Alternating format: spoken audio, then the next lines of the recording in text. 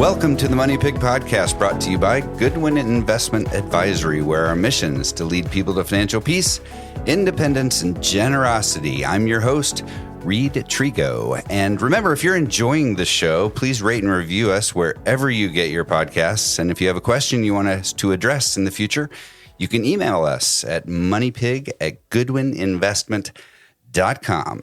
Today on the show, we are joined by our founder, Tim Goodwin, who is a certified financial planner as well, for a discussion about KPIs and PPIs. You got it. Which sounds interesting. We're going to figure out what those things are. So, yeah, recently we had our client appreciation event. And a lot of times in the past, Tim has taken a few minutes and spoken to the crowd. The venue was beautiful, but it was spread out all over the place. Yeah. So there wasn't really a great way to do that. And we thought, well, we have this new medium. Exactly. The Money Pig Podcast, where we can convey this message. So that's what we wanted to do with this episode.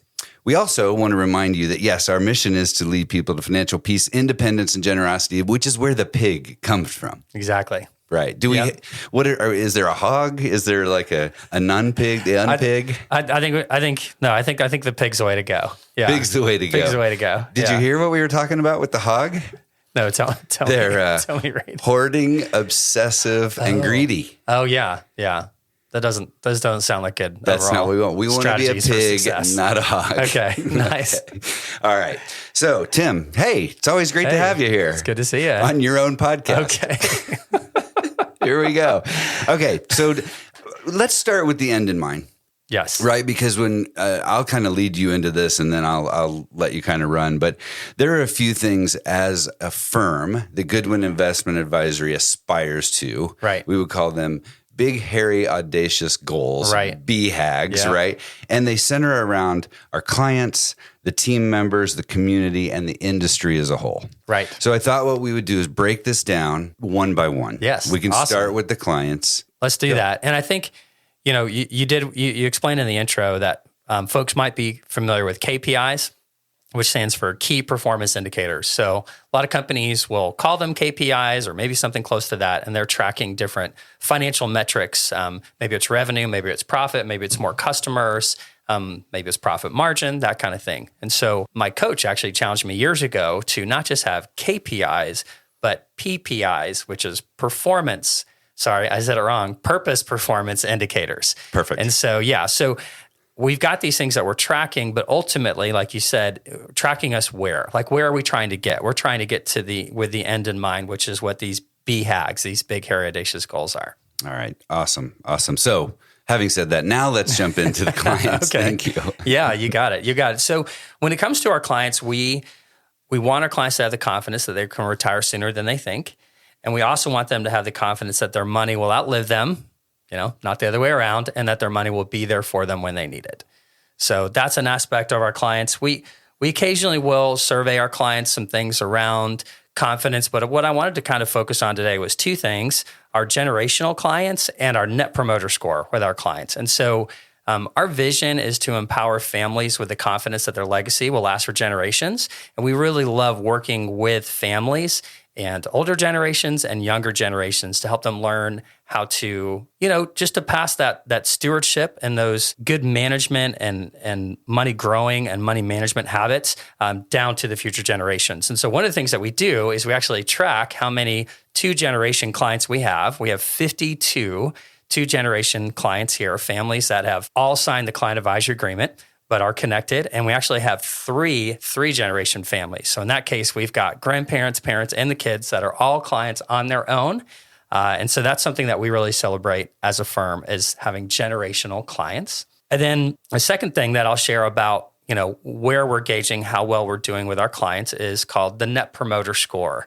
And I don't know if our listeners have heard about this before, but basically it's a survey question. And the question is, how likely are you to recommend us to family or friends? And it's a scale of 0 to 10. Now, the result of the Net Promoter Score can actually be negative 100 to positive 100. Okay, so that's something to keep in mind with a Net Promoter Score. Because if you answer, lower, it actually will subtract a point from you. Okay. If you answer 9 or 10, it'll add a point. 7 or 8 is neutral. And so 6 or below is actually a -1. So if everybody answers, 6 or below, you would have a -100 net promoter score. Great. And companies of all sorts in all industries use this. This isn't just something you came up with. No, not at all. No, it's a very standard thing. Like if you ever were creating a survey, a lot of the survey companies will be like, oh, do you want to put the net promoter score question in there? Because that's kind of a built-in one. So I'll give you guys some examples of companies. Some companies have the highest net promoter scores. Okay, so Chick-fil-A, we're coming to you from Georgia, which is where Chick-fil-A was started, and Chick-fil-A's are everywhere, and most people love Chick-fil-A. And so when people answer this question, they're usually answering 9 and 10s, and so Chick-fil-A's net promoter score is 63. Now, 63 is still considered excellent. Anything above 50 is considered excellent. Anything 75 or above, world class. So the next, company that I would give as an example with a good net promoter score is Costco. Are you a Costco shopper? Yes, Reed? most right? definitely. Yeah, hopefully not on Sundays because I've been there quite a few times on Sundays, and there's a lot of other folks there also. It's on a Sundays. zoo. It's quite a zoo. A lot of people there. Yeah, but I am now saving $10 on filling up there with my truck versus a gas station I pass on my house on the way there. But anyway, a lot of people love Costco for the Costco effect. They actually have a little bit higher. No, actually lower. Theirs is 57, okay? And then I'll give USAA as another example. Theirs is 43. So these three are kind of rock stars in the industry, USAA, Costco, and Chick-fil-A. But those what those scores are, 43, 57, and 63. So the last time we surveyed our clients' net promoter score, we actually got an 83, which anything above 75 is considered world-class. So we feel really, really great about that, we're not kind of tied up in that. We had to be perfect on all those things and score 100 because that would be very, very difficult. There's always room for improvement, but we're pretty proud of that score. Wow. Yeah. And what is it an actual worded specific question in that promoter score? Right. It's that one that I mentioned. The question is, how likely are you to recommend us to family or friends? So whether that's how likely are you to recommend a product or that service? Amazing. But 83 is strong. I think so. I'm pretty proud. I'm almost afraid to survey the clients now, but you never know. So, but we've been somewhere around that number for a while. So we're pretty excited about that. Good. I think, trust is there. I've promoted you a few times. We appreciate that. You've been around for a while. I have as a client. All right. So back to our BHAGs. Yes. Second category really is among team members. Yes. Which I am now. You are. A year and a half in. Very or whatever. excited about that. Exciting. Yeah, that's awesome. Yeah. And both you and your wife are here. Yeah, on the payroll is the first couple that we have. So that's pretty cool. So, I think just growing up realizing that so few people really love their jobs.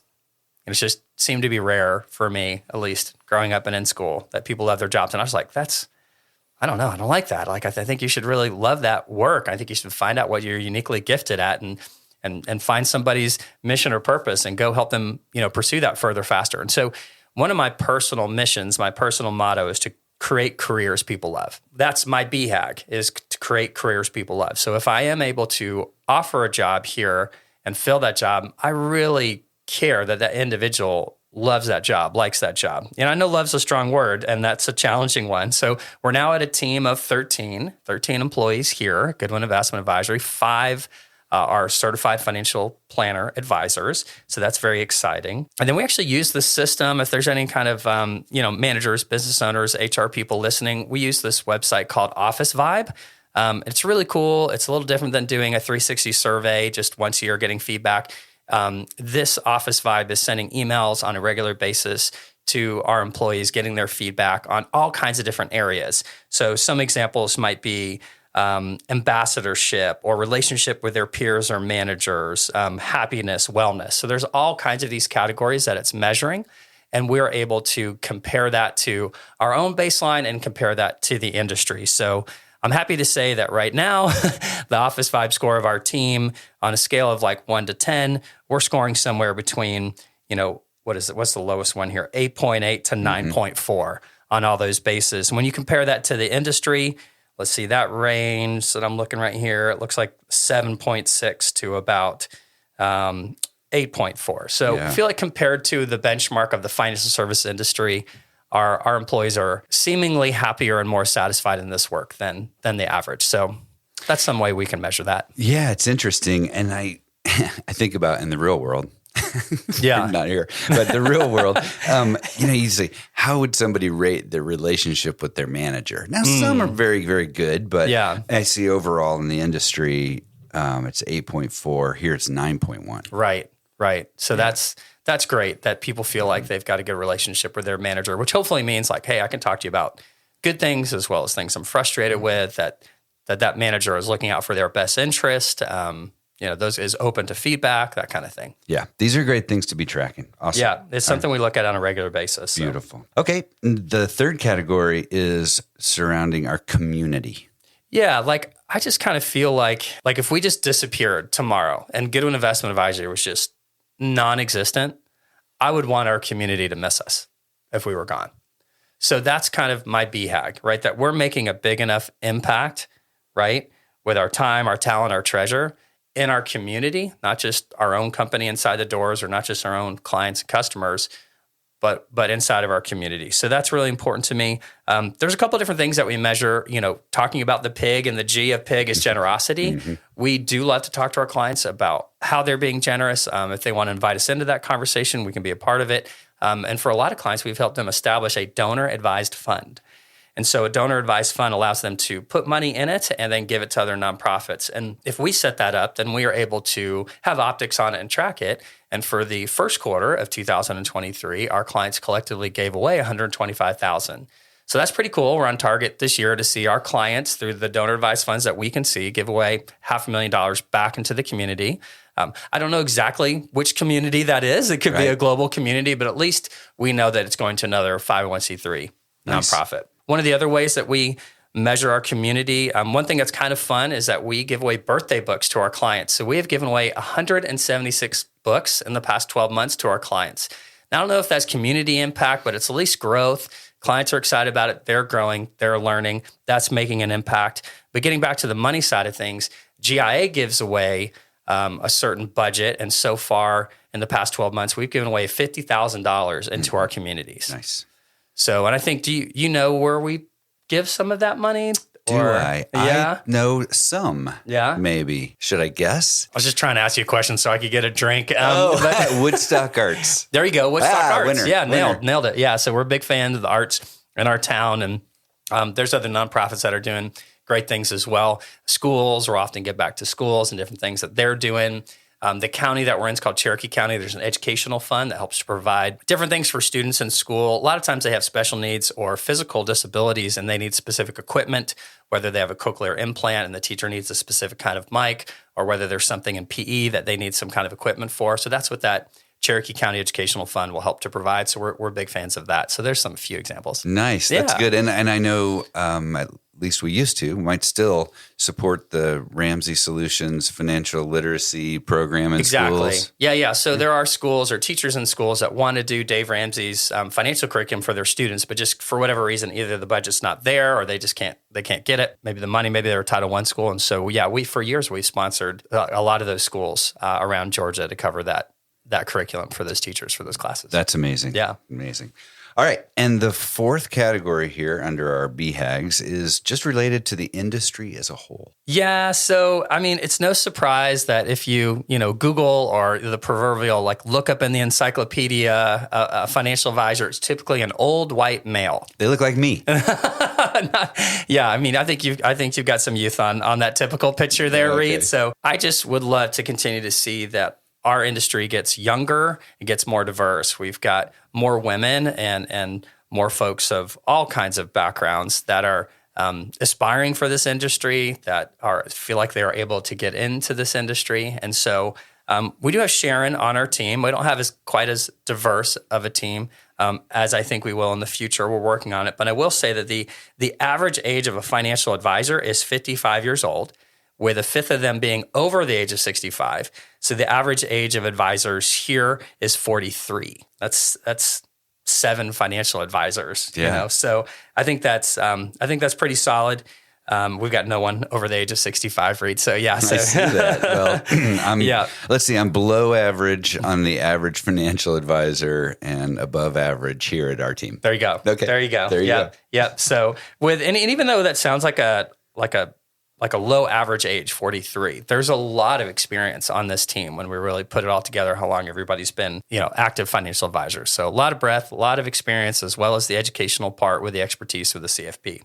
We just want our clients to know that we're more about just the money. Right. Right. Yes. We are financial planners, advisors, but we're more about the money. And that's the first thing. But secondly, if someone listening is a business owner, and I was for many, many years, I love KPIs. I love key performance numbers, the 5 dials. If this one's down, if this number's down, you turn this and you can turn up your marketing or training or client satisfaction, all these different things. But what you really have to do is, especially for your team, your employees, you have to instill this level of purpose. Yes. That we're impacting the community for more than just managing their money. Yeah. And it's important. That part's important, and we track our KPIs a lot. But I think it's important to track these PPIs, these purpose performance indicators as well. And so I would just challenge any listener, whatever team that you're working on, to inquire if they don't have, metrics like this that they're tracking. Hey, could we track some? Could we put some meaning and some intention and some planning and some budgeting behind? So one of the things that I forgot to share, Reed, was that we actually provide our team members, if they want to volunteer for a nonprofit, they can take a volunteer day off. So it doesn't count against their PTO. They're basically paid to volunteer somewhere else. And so we've done that about 50 hours worth in the past 12 months. So it doesn't just have to necessarily cost the company in dollars. Maybe they could offer something like that. Or maybe there's some other way of tracking the impact that you want to make. I think if you are a decision maker for your company, that would be my challenge, is for you to really consider what's the impact that you're making, and could you make that an intentional part of your strategy? And just practically, I have to point out that all these little benefits that really you've offered to your team. Right. It's not like they all started 19 years ago. No. They have been woven into this business little by little over almost 20 years That's now. Right. That's and right. So now it's a pretty attractive package. Right. But it wasn't initially. Yeah. So it's not like you had to make big decisions. I mean, even when we decided to say, what if we send our clients a card on their birthday and offer them a birthday book? And I was like, oh my gosh, like they're all going to want books, and what do I multiply that by? And can we really afford that? Then I realized, well, everybody doesn't have the same birthday. So that's going to be spread out, somewhat evenly throughout the year. And not everybody takes advantage of it, but some folks really appreciate it. And it just makes us feel good that we're, helping people grow, and they're always looking forward to getting a book. And my wife said the other day, I was like, hey, what book are you reading? She goes, I'm reading my GIA birthday book. And I was like, oh, I didn't know you got to take advantage of that. How nice. Hey, it was her birthday. Apparently she got a card in the mail. She made a call. She's got a book. She's loving it. So. That's awesome. Anything else today, Tim? No, I think that's great. And I'm certainly, if I tried to explain something, I didn't do it well, or if somebody's got a follow-up question about something we talked about, I'm certainly available if folks have questions for clarity on these PPIs. Yeah, absolutely. If you have any questions on that or anything, you can email us at moneypig@goodwininvestment.com. Tim, it's always great to have you here. Yeah, great to be here. You always do a great job. I appreciate you. Thank you. And thanks for, taking time every few episodes to chime in on things. Absolutely. And we hope those folks that were at the client appreciation event get to hear this, but we also want other listeners to be able to just hear what you're thinking about. Absolutely. As I say, you are weird in all the most amazing ways. I just put that on the record for everybody. Okay. Oh, gosh. No, one of my favorite people, so I appreciate it. And like I mentioned, if you're enjoying the show, please leave us a rating and review, follow our show, ring the bell, click the notifications, whatever, follow, subscribe, wherever you get your podcasts. And again, remember, if you want to have a question you want us to address in the future, send it over to us at moneypig@goodwininvestment.com. Until next time, be a pig. Not a hog. The Money Pig podcast is hosted by Reed Trigo, a financial advisor at Goodwin Investment Advisory. This podcast is intended to share information and perspectives, but should not be interpreted as legal, financial, or tax advice. The opinions shared by participants are not necessarily endorsed by the company. Goodwin Investment Advisory is regulated by the SEC, and the company operates in compliance with applicable securities laws and regulations.